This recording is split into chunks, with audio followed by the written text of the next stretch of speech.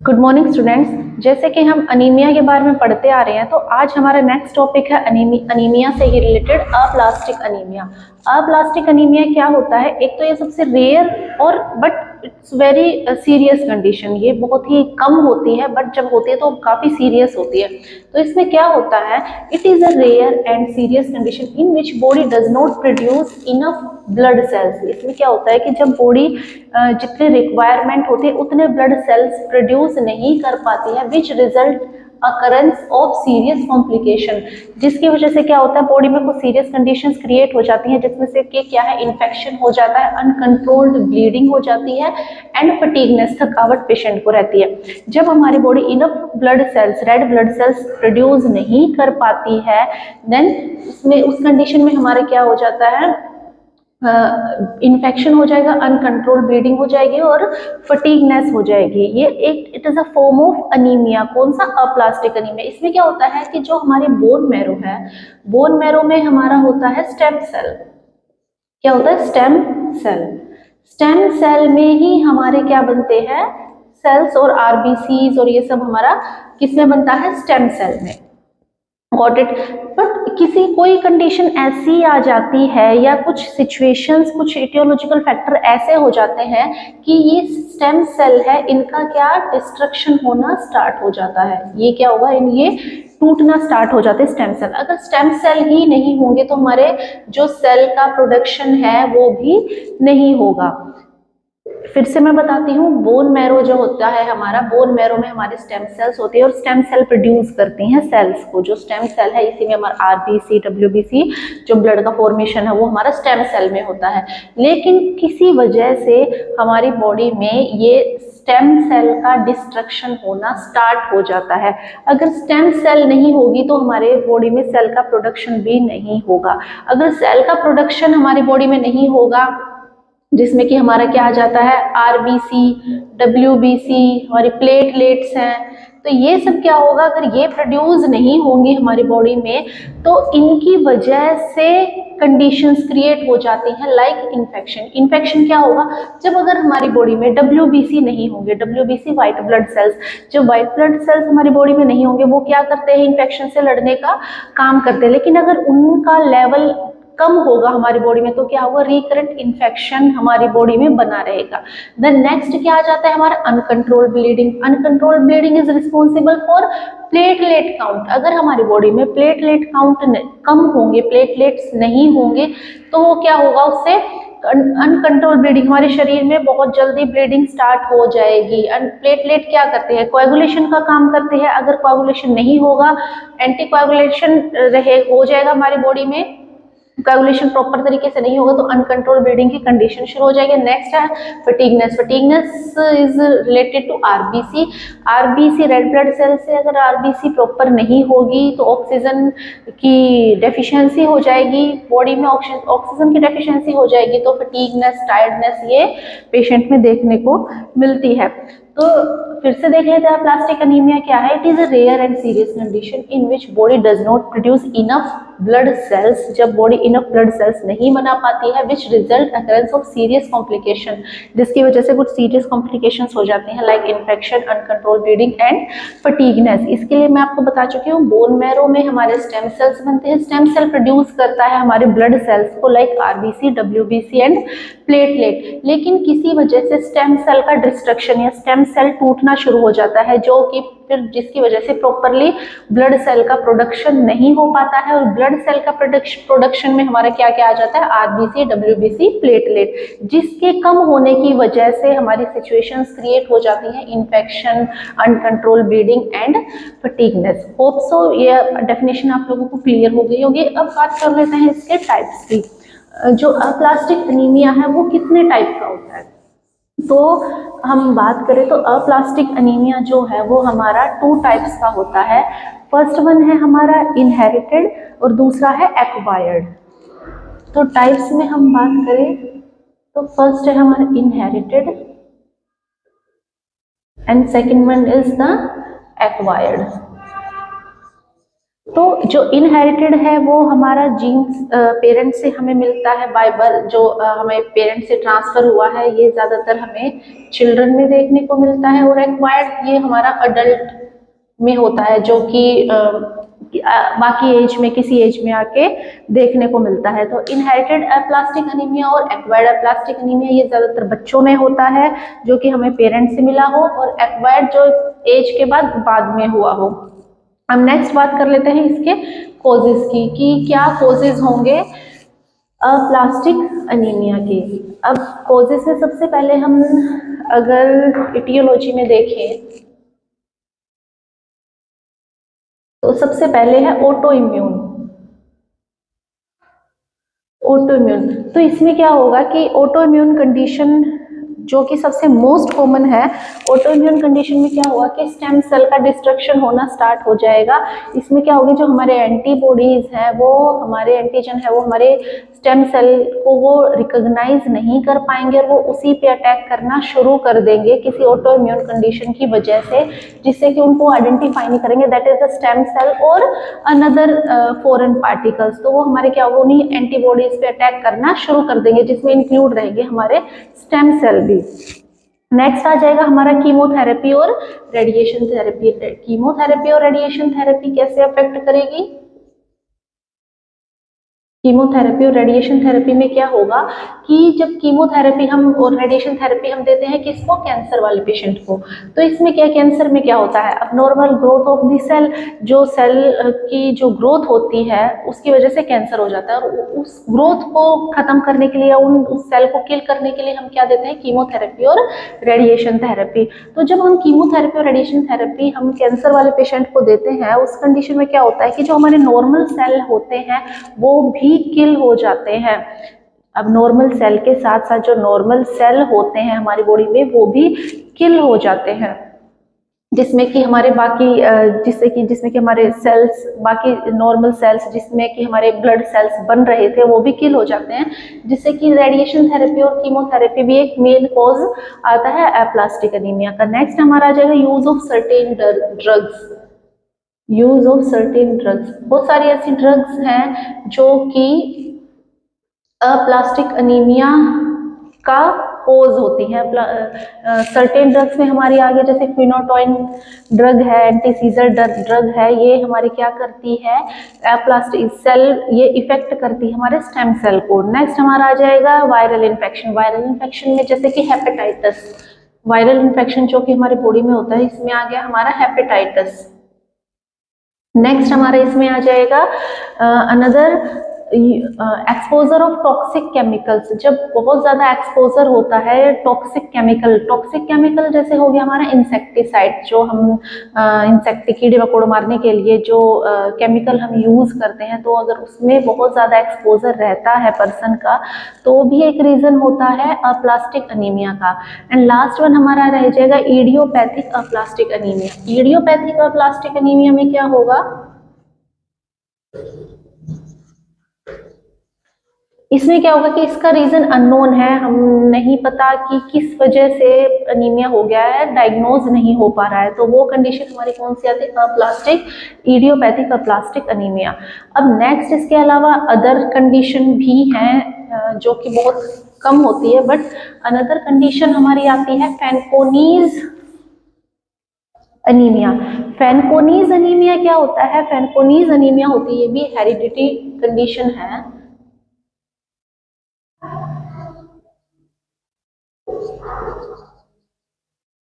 Fanconi's anemia. Fanconi's anemia क्या है? It is a rare inherited disorder in which bone marrow does not work in normally leads to aplastic anemia. जब हमारा bone marrow है वो properly तरीके से काम नहीं कर पाता है, जिसकी वजह से aplastic anemia हो जाता है। Then एक word next आता है हमारा Fanconi's disease। अब confuse होने की जरूरत नहीं है, एक disease से related होता है, ये disease से related होता है किडनी में। फैनकोनी अनीमिया अनदर वर्ड है और फैनकोनी डिजीज अनदर वर्ड है। जब डिजीज वर्ड आएगा वो that is related to kidney.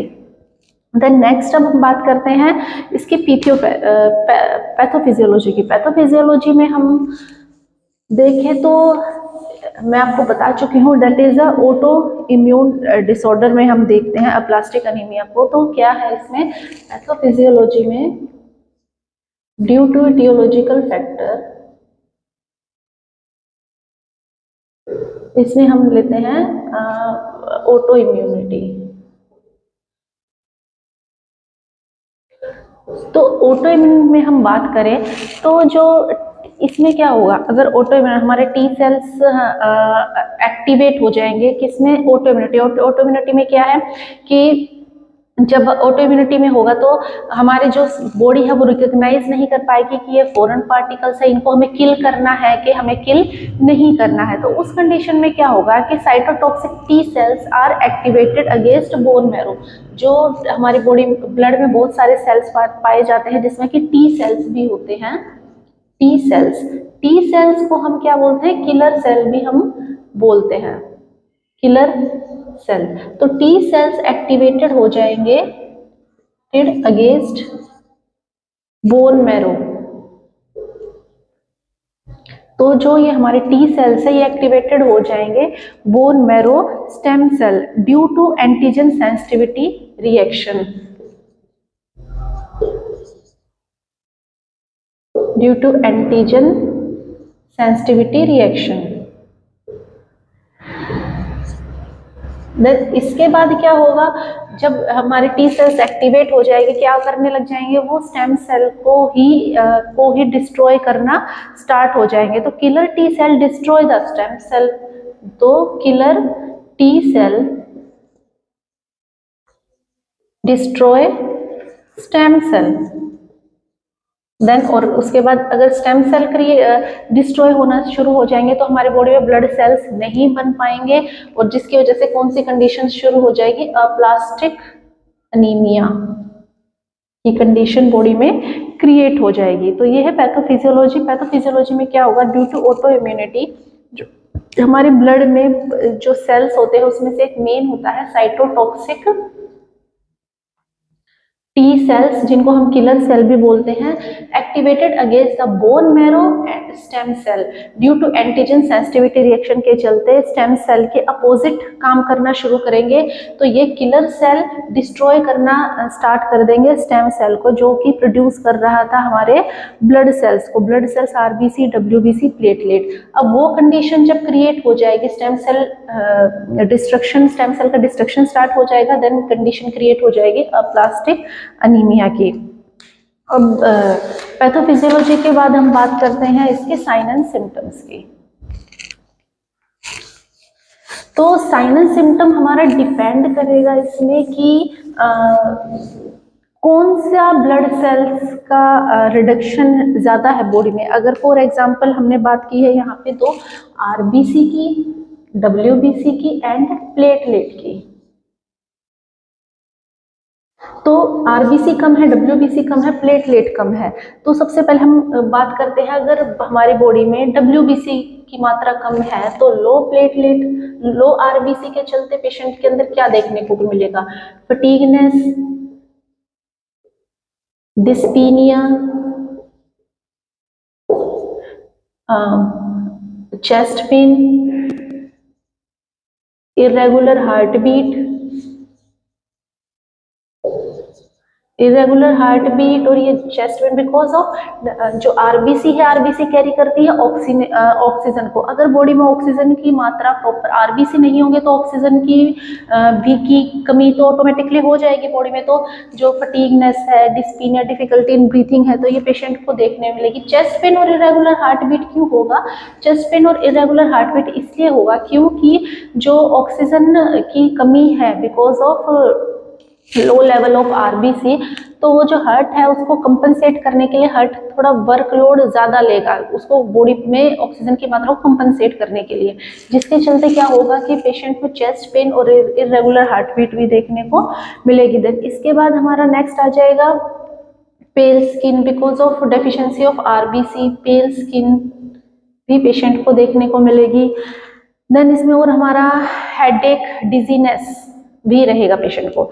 Next हमारा आ जाएगा इसमें लो डब्ल्यूबीसी। अगर डब्ल्यूबीसी की मात्रा कम है तो तब पेशेंट में क्या देखने, तो उसमें आ जाएगा हमारा इन्फेक्शन, बिकॉज ऑफ WBC क्या करता है, व्हाइट ब्लड सेल्स क्या करते हैं, बॉडी में इन्फेक्शन से लड़ने का काम करते हैं। अगर बॉडी में WBC की मात्रा कम रहेगी तो ऑटोमेटिकली पेशेंट में रिकरेंट इन्फेक्शन रहेगा, और पेशेंट में इन्फेक्शन के चलते क्या देखने को मिलेगा, फीवर भी पेशेंट में रहेगा। देन नेक्स्ट आ जाएगा, यहाँ पे हमने WBC देखे, RBC देखे। अगर हम बात करें डिक्रीज प्लेटलेट की, तो उस कंडीशन में पेशेंट में क्या रहेगा, अगर प्लेटलेट कम है तो प्लेटलेट क्या करती है, कोएगुलेशन का काम करती है। अगर प्लेटलेट कम है तो पेशेंट में इजीली ब्लीडिंग होने के चांसेस रहेंगे। ब्लीडिंग पेशेंट में एपिटेक्सिस, एपिटेक्सिस क्या होता है, एपिटेक्सिस होता है हमारा नोज ब्लीडिंग भी पेशेंट को रहेगी। तो ब्लीडिंग होने के चांसेस हो जाते हैं पेशेंट में, और एपिटेक्सिस भी देखने को मिलता है। किससे, किसमें, लो प्लेटलेट से। तो हमने देख लिया यहाँ पे symptom according to what level is reduced in body. तो RBC कम होगा तो RBC क्या करता है, ऑक्सीजन का काम करता है। अगर ऑक्सीजन की डेफिशिएंसी रहेगी बॉडी में तो ये सब चीजें होंगी। WBC क्या करता है, इन्फेक्शन से लड़ने का काम करता है। जैसे कि पेशेंट में अगर ये नहीं होगा तो रिकरेंट इन्फेक्शन और फीवर रहेगा। देन प्लेटलेट कोएगुलेशन का काम करता है, तो जिससे कि पेशेंट में इजीली ब्लीडिंग होने के चांसेस रहते हैं। देन अब हम इसमें बात करते हैं डायग्नोस्टिक इवैल्यूएशन की। डायग्नोस्टिक इवैल्यूएशन के लिए पेशेंट का रहेगा हिस्ट्री कलेक्शन, फिजिकल एग्जामिनेशन, और हमारे इसमें ब्लड टेस्ट भी रहेंगे। बट एक मेन जो इसमें इन्वेस्टिगेशन आएगी हमारी, वो है बोन मैरो बायोप्सी भी हम इसमें पेशेंट की कराएंगे फॉर कंफर्मेशन। अब आ जाएगा हमारा इसमें ट्रीटमेंट। ट्रीटमेंट में हम सबसे पहले देंगे पेशेंट को blood transfusion.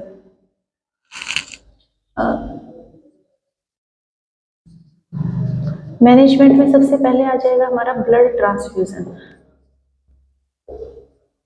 Blood transfusion is not a cure. Blood transfusion क्या है, इससे पेशेंट ठीक नहीं होगा, बट ये जो उस टाइम की सीरियस कॉम्प्लिकेशन है और जो सिम्टम्स क्रिएट हो रहे हैं उनसे रिलीविंग करेगा। क्या, ब्लड ट्रांसफ्यूजन। अगर हम ब्लड PT पेशेंट को देते हैं, ब्लड ट्रांसफ्यूज करते हैं पेशेंट में, तो ये ट्रीटमेंट नहीं है but it relieved from symptoms. Then next हमारा इसमें आ जाएगा स्टेम सेल ट्रांसप्लांट।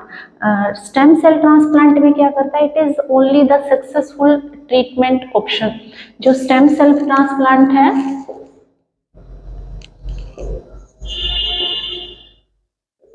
इसके लिए हमें पहले डोनर की रिक्वायरमेंट होती है। डोनर के बाद हम इन्वेस्टिगेट करके दैट इसके स्टेम सेल फिट है, फाइन है, देन हम वो स्टेम सेल क्या करते हैं, ट्रांसप्लांट करते हैं जो भी हमारा पेशेंट रहता है उसमें। तो एक यही एक ओनली सक्सेसफुल प्रॉपर ट्रीटमेंट है फॉर प्लास्टिक अनीमिया का।